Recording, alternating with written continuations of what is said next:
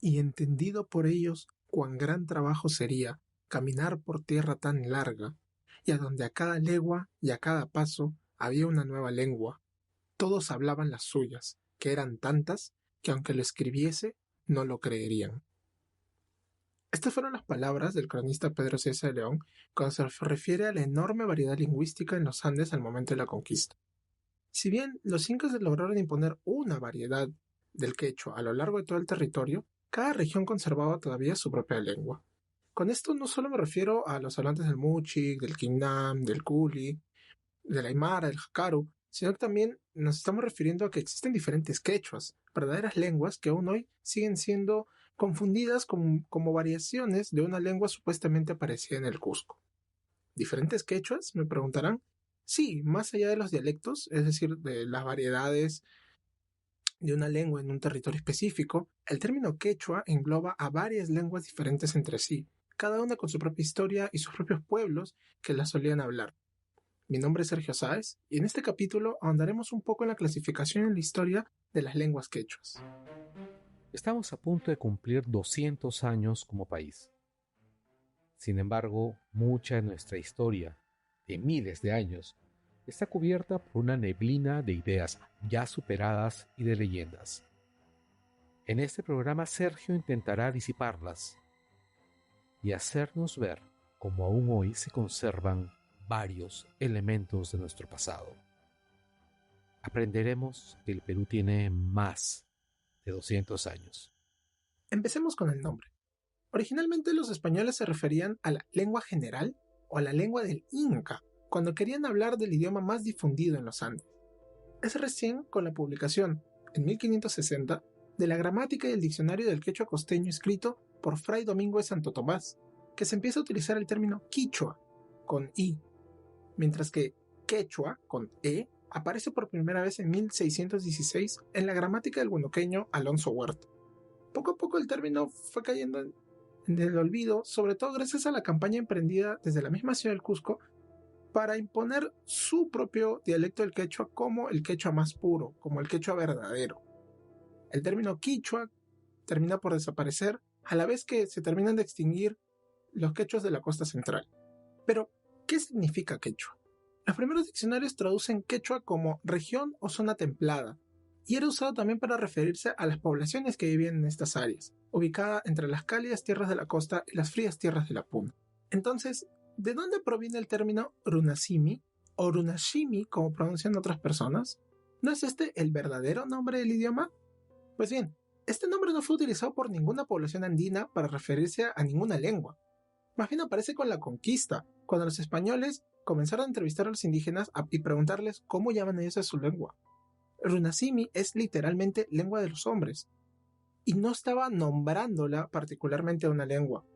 Los españoles comenzaron a utilizar lengua de los indios en contraposición a lengua de Castilla, y este no es el único ejemplo. Se intentó hacer lo mismo con el aymara, en donde jaquearo era también lengua de los hombres en aymara, pero no tuvo éxito en los Andes sureños y solo se ha conservado el término como jacaru, nombrando a una de las lenguas de la Sierra de Lima. Bueno, resuelta la pregunta sobre el origen del nombre, queda preguntarnos, ¿dónde surge el quechua?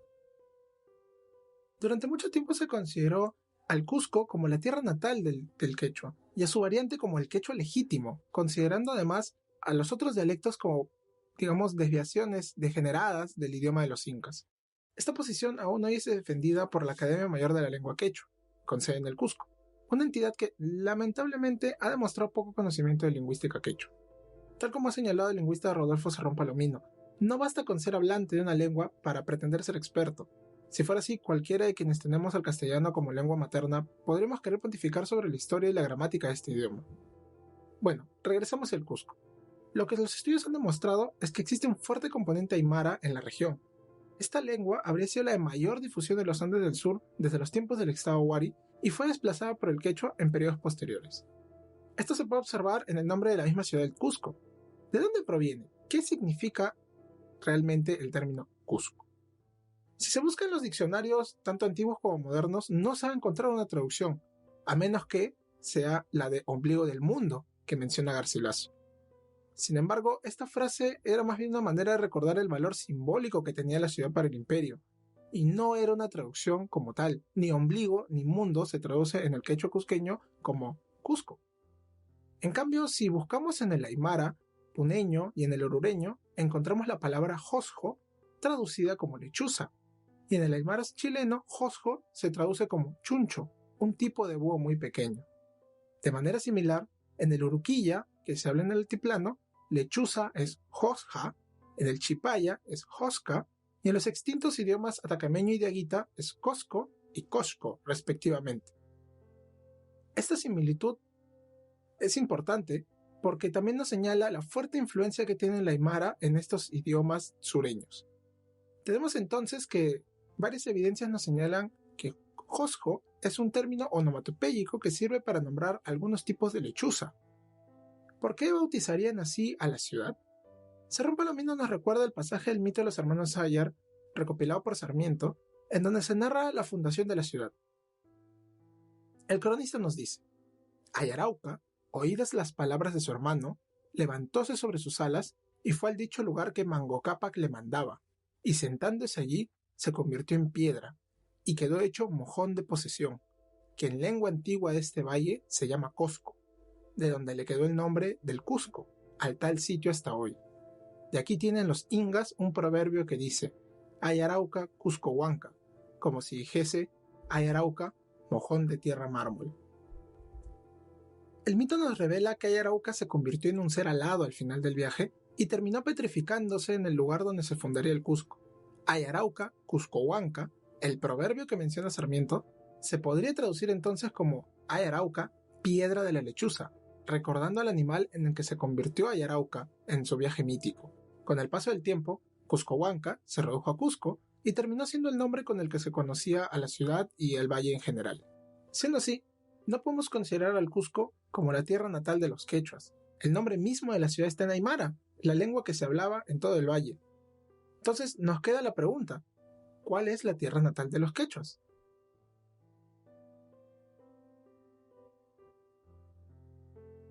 Los estudios lingüísticos sobre el quechua sitúan a su antecedente, el pre-protoquechua, en la Sierra Central, entre los actuales departamentos de Huánuco, Ancash, Pasco, Junín y la Sierra de Lima.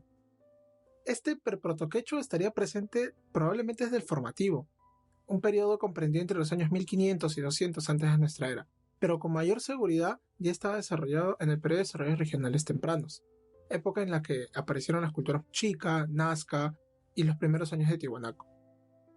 Se ha postulado un probable origen costeño del idioma, pero esto queda descartado pues las fuentes coloniales nos señalan al río Chillón como una suerte de frontera lingüística entre el quechua de la costa central o extinto y el Quinnam, un idioma que se hablaba en la costa norte hasta el valle de Chicama o incluso un poco más hasta el valle de Jequetepec. Hay varios topónimos al norte del valle de Chillón como Huaura, Barranca, Huaral, que nos hablan justamente de un origen diferente al del quechua.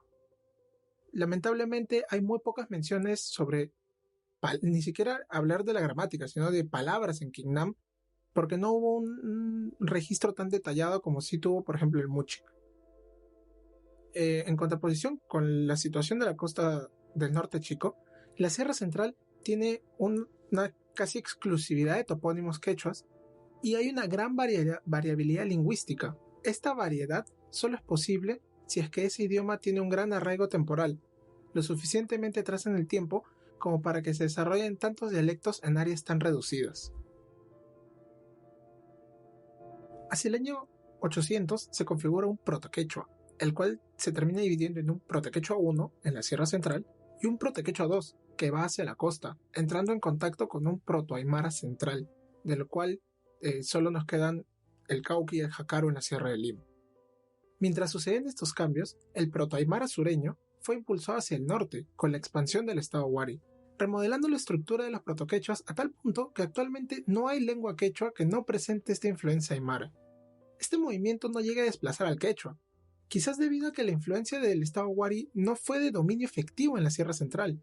No hay sitios Wari al norte de Huancavelica, por ejemplo, solo tenemos el sitio de Barivilca, en la actual ciudad de Huancayo, sino que más bien habría existido una influencia cultural del estado ayacuchano.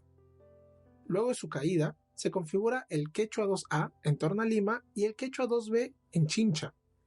Justamente esta es la época en donde aparece el poderoso señorío de Chincha, un estado en donde la población se especializaba en diferentes actividades económicas. Gracias a un documento recuperado por María Rostorowski, sabemos que la población estaba conformada por pescadores, agricultores, artesanos y mercaderes. Estos últimos impulsaron la economía chinchana realizando largos viajes de intercambio para obtener recursos exóticos. Viajaron a la costa del extremo norte peruano y ecuatoriano para obtener expóndilus y al altiplano del Collao para obtener cobre y otros metales. Estos viajes permiten explicar la difusión del quechua 2B hacia el norte y el sur, llegando al Cusco, teniendo la zona de Chincha como región articuladora. Luego de la expansión inca del Cusco, es recién que el quechua es implantado en toda la región, y es el quechua sureño, el chinchano, y sería Huayna Cápac el inca que oficializó esta lengua como lengua general del imperio.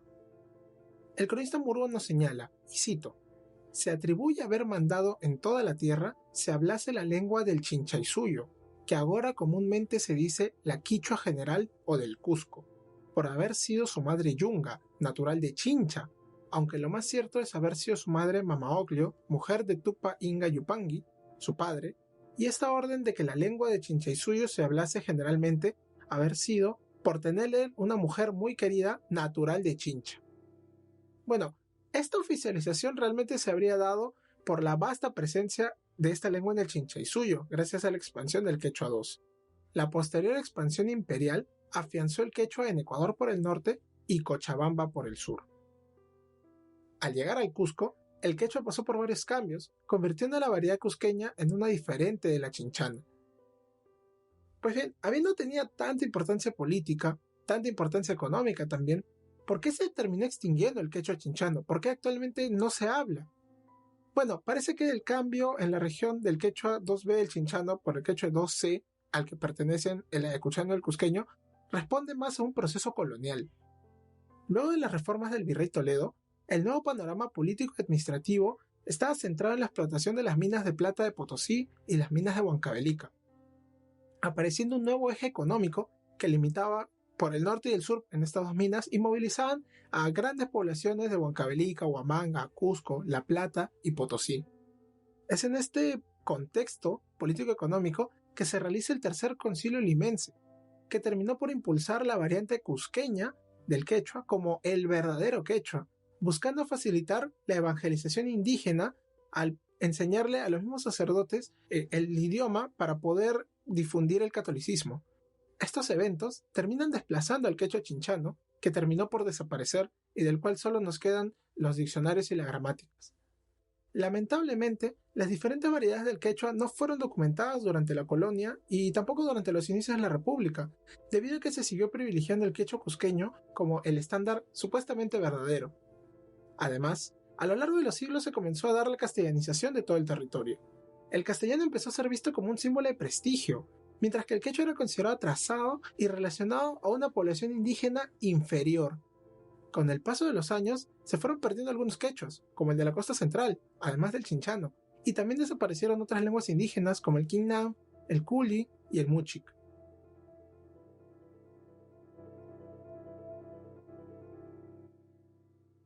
Entonces, ¿cómo se configura actualmente los quechuas? A partir de la segunda mitad del siglo XX se inició el estudio científico de estas lenguas, rescatando y documentando muchas otras variedades además de la cusqueña.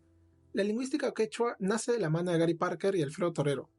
Estos dos investigadores clasificaron por primera vez a los diferentes quechuas y establecieron una división que actualmente se sigue usando y que ha permitido realizar trabajos sobre su génesis y los cambios desde tiempos precoloniales hasta la actualidad. Una primera división es la del quechua 1 y el quechua 2. El quechua 1, a su vez, incluye a los quechuas del centro y al quechua de Pacaraos. Dentro del quechua central tenemos al quechua Ancas Huaylas, dividido por la Cordillera Blanca en los dialectos conchucos y huaylas, al este y oeste respectivamente, al grupo de dialectos Alto Pativilca, Alto Marañón y Alto Guayaga, este último que es el que se conoce como el quechua huanuqueño. El primero se habla en la provincia Ancaxina Bolognesi, al noroeste de la provincia limeña de Cajatambo, y el distrito de Ámbar, en Huaura. El segundo en las provincias huanuqueñas de 2 de Mayo, Yarovilca y Lauricocha, y el tercero es hablado en las provincias de Huánuco y Pachiteo. El quechua yaru, con los dialectos Alto Huaura, al sureste de la provincia de Cajatambo y partes de Huaura y Ollón, al dialecto chopihuaranga, en la actual provincia pasqueña de Alcides Carrión, el dialecto ambo-pasco, en Ambo y el norte de la provincia de Pasco, y el dialecto norte de Junín, en los distritos pasqueños de Huachón, Paucartambo, Ninacaca y Huallay, y las provincias de Junín, Tarma y Yauli. El lingüista Alfredo Torero llamó la atención sobre la coincidencia del área de esta lengua con la del supuesto imperio Yarovilca, razón por la cual la bautizó con este nombre. Valga decir que no hay realmente evidencias arqueológicas ni documentales de la existencia de este imperio, aparte de la narración de Guamán Poma Ayala. El cronista andino se decía descendiente de este antiguo reino y exageró un poco la importancia de los yaros para empoderar su linaje. Siguiendo tenemos el quechua Xauxahuanca, que se divide en Ñojahuanca, en la actual provincia de Jauja, y el Yajahuanca, este último a su vez dividido en Huaychahuanca, en Concepción, y Huaylahuanca, en Huancayo y Chupaca. Esta lengua ha recibido mayor atención en tiempos recientes, pues las diferencias dialectales coinciden con la diferenciación étnica entre xauchas y huancas en el Valle del Mantaro. El límite sur del quechua Xauxahuanca ha marcado una frontera, históricamente, para el quechua 1, antiguamente una frontera con el aymara y actualmente una frontera con los modernos quechua 2. El quechua 2 a su vez está dividido en tres grupos, el quechua 2A, el quechua 2B y el quechua 2C, en dos lenguas actuales y una extinta. Está el quechua de Yauyos, que abarca varios dialectos dentro de la provincia de Yauyos, como son el azángaro chocos huangascar, el cacraongos, el San Pedro, el apurima de Viñac y el dialecto linchatana. Torero incluye en este grupo a los distritos leolinos de Alice y Thomas y al distrito chinchano de Chavín. Por otro lado, la lingüista Aviva Schimmelmann, que hizo un estudio muchísimo más detallado del quechua de Yauyos, considera que el quechua de Laraos tendría que incluirse en este grupo y excluirse al Chavín. El quechua Cajamarca Cañaris abarca el dialecto Cajamarca, hablado en Cajamarca y Hualgayoc, y el dialecto Cañaris, hablado en la provincia lambayecana de Farañafe, distritos de Cañaris e Incahuasi. Finalmente, el extinto quechua de la costa central, hablado por los Ishmas al momento de la conquista y desaparecido por el fuerte proceso de castellanización de la ciudad de Lima. En el quechua 2B se conservan solamente las variedades norteñas y tenemos el ya extinto y mencionado quechua chinchano. Está el quechua Chachapoyas Lamas, que abarca dos dialectos. El primero de ellos hablado en la provincia de Chachapoyas y Luya, y el segundo en las de Lamas, Hualiaga y Mariscal Cáceres del departamento de San Martín. Los quechuahablantes de Madre de Dios están incluidos dentro de este quechua, pues es producto de las migraciones modernas. Tenemos también al quechua ecuatoriano, hablado en la sierra y selva del país norteño, y del cual se desprende el quechua de Loreto, hablado en los valles de Napo, Tigre y Pastaza. Y el quechua colombiano, llamado Inga o Ingano por sus hablantes. Por último tenemos el quechua 2C, el más estudiado y el que más hablantes tiene. Este grupo comprende a los quechuas del sur, y son el quechua yacuchano o chanca, hablado en los departamentos de Huancavelica, Ayacucho y la mitad occidental de Apurímac, el quechua cusqueño boliviano o Cusco Collao, hablado en la mitad oriental de Apurímac, Cusco, Arequipa, Moquegua, Puno, Bolivia y las provincias argentinas de Jujuy y Salta. Y finalmente el quechua santiagueño, hablado en la provincia argentina de Santiago del Estero y que se extinguió en las provincias de Catamarca y La Rioja. Como se ve, las lenguas quechuas son muy diferentes y tienen diferentes grados de inteligibilidad entre ellas. Lamentablemente muchas están en camino a extinguirse, sobre todo por el avance del castellano y por la estigmatización que han sufrido sus hablantes a lo largo de la historia. Recientemente se ha puesto en debate la discriminación y el racismo que existe para quienes no hablen el castellano estándar. Los grupos de poder de diferente tipo terminan imponiendo una manera correcta de hablar, en desmedro de la riqueza lingüística que existe en el país. Como ha señalado la sociolingüista Virginia Zavala, y cito, es imposible hablar de discriminación sin hacer referencia al poder, pero ésta se ejerce a partir de regímenes de verdad, que se naturalizan y terminan siendo internalizados como sentidos comunes. Las dinámicas de poder legitiman la discriminación y el lenguaje reproduce, en sus usos, en sus prácticas, estas dinámicas. Lo que crea resentimientos y crisis en el sentido de comunidad son precisamente las prácticas autoritarias y negacionistas enunciadas desde los grupos de poder. Este fenómeno que existe en el castellano también ha sucedido con los quechuas. Las lenguas del quechua 2C se han mantenido con mayor vigor, probablemente motivado por el prestigio que ganó el quechua cusqueño durante la colonia, por la campaña por impulsarlo desde el proceso de evangelización y por los movimientos reivindicatorios andinos que se han sucedido en el sur y que reforzaron el sentimiento de identidad con los elementos de su propia cultura, como es la lengua. Pero esto no debe motivarnos a querer imponer un único quechua sobre los otros, o creer que hay quechuas inferiores. Si bien estas prácticas han llevado a la desaparición del quechua en muchas regiones, es importante recordar que todas son igual de válidas y tenemos el compromiso de rescatarlas e impulsarlas. Actualmente las lenguas quechuas están presentes en 5 países de América del Sur y sus hablantes representan el 13.65% de la población de todo el Perú, contando a más de 4 millones de personas. Queda como tarea pendiente documentarlas y estudiarlas mejor, no solo por su intrínseco valor lingüístico, sino por su importancia cultural e histórica. Con la continuación de su estudio, podremos resolver varias interrogantes. Por ejemplo, ¿podemos relacionar dialectos específicos o lenguas en específico con alguna población del pasado, así como se ha conseguido con el Xauxahuanca? ¿Qué podemos aprender de las diferencias dentro del quechua de Huánuco, dentro del quechua de Ancash, dentro del quechua yaru, que se habla en una región tan grande y que tiene tantas variedades dialectales? ¿Qué proceso histórico llevó a la partición del pre-protoquechua en un protoquechua 1 y un protoquechua 2? ¿Qué relación podemos establecer entre la llegada del quechua a la costa central, los mitos etnohistóricos y las evidencias arqueológicas? ¿O en qué momento el quechua comenzó a reemplazar otras lenguas, como la chacha, hablada por los chachapoyas en Amazonas, o el culi, hablada en la Sierra de Ancash, o lenguas de las que no se conoce casi nada, como el den y el cat de Cajamarca? Todas estas preguntas nos ayudarán a conocer y valorar mejor nuestra propia historia, una historia que, como sabemos, tiene más de 200 años.